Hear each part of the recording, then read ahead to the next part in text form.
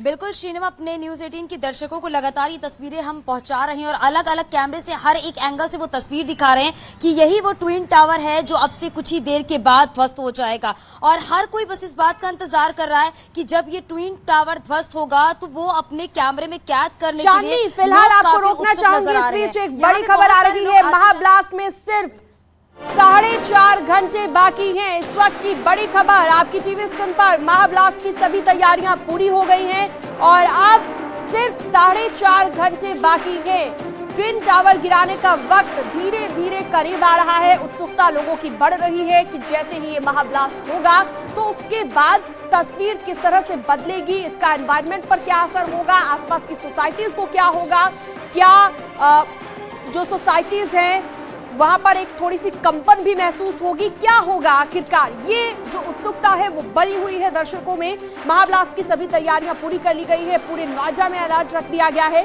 भ्रष्टाचार के टावर क्योंकि आज जमींदोज होने हैं। 9 सेकंड के अंदर ट्विन टावर का चैप्टर क्लोज हो जाएगा। तो 4.5 घंटे बाकी है मात्र। धीरे धीरे ये वक्त करीब आ रहा है और सुबह से ही न्यूज 18 आपको दिखा रहा है, जब सोसाइटीज को खाली करवाना शुरू हुआ था तब से ही लगातार आप देख रहे हैं। और इसी बीच अपने दर्शकों को बता दें एक और बड़ी खबर, पूरे इलाके को सील कर दिया गया है। धीरे धीरे ये वक्त जैसे करीब आ रहा है, नई नई अपडेट्स आ रही हैं और ट्विन टावर गिराने का वक्त करीब आ गया है।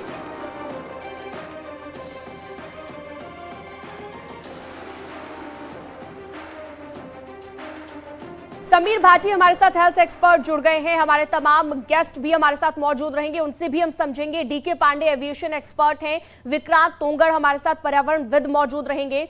सबसे पहले हेल्थ की बात कर लेते हैं समीर जी, क्योंकि हेल्थ लोगों की सबसे ज्यादा जरूरी होती है और कहा जा रहा है कि जैसे ये ब्लास्ट होगा धूल का गुब्बार उठेगा और आसपास जो धूल के कण होंगे वो लोगों को थोड़ी सी दिक्कत कर सकते हैं। किस तरह से देखें हम इस पूरे महाब्लास्ट को? बिल्कुल बिल्कुल, देखिए एकदम से हम ये प्रिडिक्ट नहीं कर सकते कि बिल्कुल आपका पोस्ट डेमोलेशन किस तरह के इफेक्ट्स आएंगे।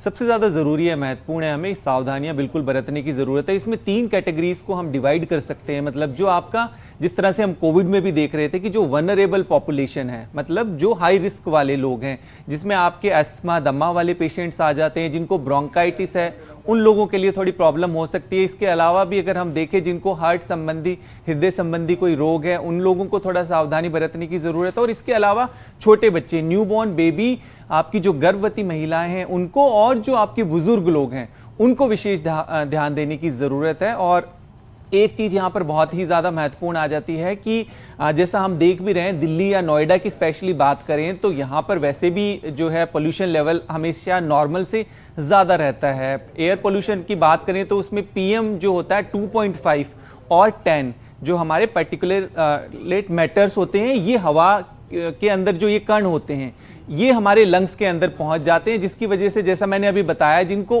पहले से अस्थमा या ब्रोंकाइटिस है उन लोगों की समस्या ज्यादा बढ़ जाती है। अभी फिलहाल अगर हम देखें तो 26 तारीख का हमारा जो नोएडा का आपका जो पीएम था, पीएम 2.5 एंड पीएम 10, ये वैसे भी 100 से अबाउ था, 110 से ऊपर था, जो कि एक मॉडरेट लेवल में आता है।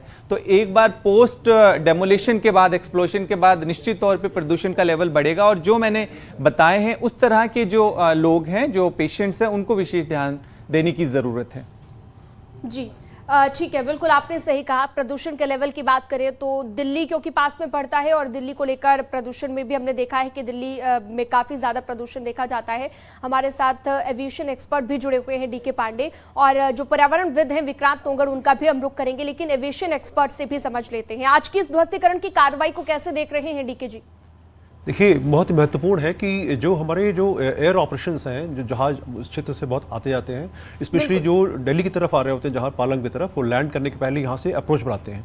तो अगर ये जो डिमोलिशन के बाद जो मशरूम जो बनेगा और जो धुएं का गुबार उठेगा, अगर ये किसी प्रकार का दृश्यता में, विजिबिलिटी में असर करता है तो ये प्रभावित कर सकता है। लेकिन डीजीसीए ने और एआई ने मिलकर इसके बारे में महत्वपूर्ण निर्णय लिए हैं और 1.86 किलोमीटर के दायरे का एक सर्किल अगर बना दें उस चारों तरफ, इसमें इस क्षेत्र में किसी भी जहाज को घुसने की जो है वो मनाही है।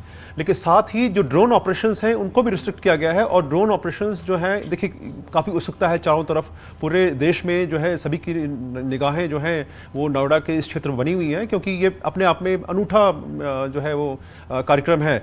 और पूरे देश में इतनी ऊंची बिल्डिंग, अबाउट 103 मीटर्स की बिल्डिंग पहली बार जो है गिराई जा रही है। तो और सारी देखिए चीज़ें उपलब्ध हैं, और अगर तब भी हमको जो इसके कोलेटरल डैमेजेस हैं, इसको दुष्प्रभाव हैं, अगर उस पर हम कोई किसी प्रकार के रोक नहीं लगा पा सकते हैं तो ये हमारी कुछ निष्क्रियता होगी। तो उसको मद्देनजर ये बहुत सावधानी बरती जा रही है कि जो हवाई सेवाएं हैं वो प्रभावित ना हो। और कुछ क्षणों के लिए जब ये 2:30 बजे के आसपास होगा तो लगभग आधे घंटे 45 मिनट के लिए जो उसके ऊपर से जहाज को उड़ने की जो मनाही दी गई है। और ड्रोन ऑपरेशंस, जैसा मैंने कहा कि सारा निगाहें हैं, तो लोग ड्रोन ऑपरेट करके लाइव पिक्चर्स लेना चाहेंगे और करीब से देखना चाहेंगे कि क्या हो रहा है, क्योंकि कैमरों की भी एक अपनी सीमाएं हैं। लेकिन अगर ड्रोन जो है किसी भी क्षेत्र में किसी ऊंचाई पर जा सकते हैं और उसके माध्यम से जो तस्वीर आएंगे निश्चित रूप से वो लगेगा जैसे आप खुद देख रहे हैं। तो उन पर भी निगरानी जो है उन पर भी रोक लगा दी गई है। लेकिन जो नोएडा अथॉरिटी है उनके अनुमति से कुछ ड्रोन ऑपरेशंस की अनुमति दी गई है। तब देखना होगा कि जब महत्वपूर्ण, जैसे अब लगभग 4.25 घंटे बचे हैं और जैसे जैसे समय नजदीक आता रहा है। पांडे सर, आपको आवाज आ रही है? जी नीलू, आप सवाल पूछ सकती हैं। हाँ, आप पांडे सर, आपसे मेरा ये सवाल है कि कहा यह गया है कि कुछ देर 45 से 1 घंटे तक यहाँ पर नो फ्लाइंग जोन रहेगा। लेकिन अगर धूल का गुबार ज्यादा रहा, विजिबिलिटी अगर बहुत कम रही, तो क्या ये घंटे बढ़ाए भी जा सकते हैं क्या, अगर यहाँ से कोई हवाई जहाज या किसी तरह का मूवमेंट होता है तो? निश्चित रूप से ये जो है, देखिए मुख्य उद्देश्य क्या है कि किसी प्रकार की कोई भी हानि ना हो।